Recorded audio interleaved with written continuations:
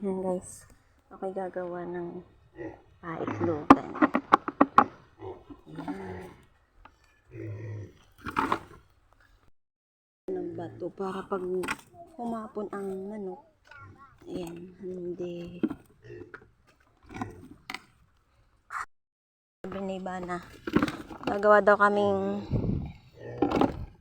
bahay ng baby chicken. Bahay ng baby chicken. Pait ko ng bato para pag humapon ang manok, hindi siya mabubukal. Tapos yan, nalagyan ko na lang ito ng dayami.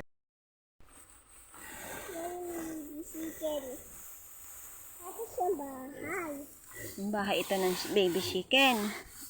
Kasi nag-ano na sila. Ng sisiw, nagkasakit ang aking mga sisiw na mata. Ito na lang ang natira. Ito ay 10. Isa na lang siya natira.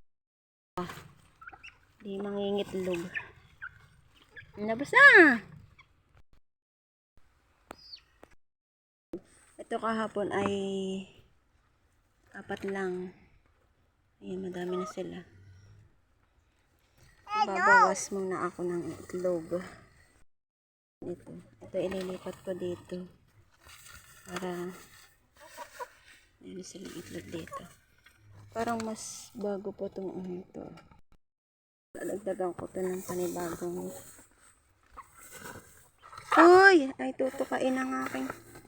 Kailangan nga pala ay malalim. Para hindi tinutupak. Guys, ako ay kukuha ng itlog din. Babawasan ko ito. Hindi na naman ito mapipisan lahat. Ayun. Dami.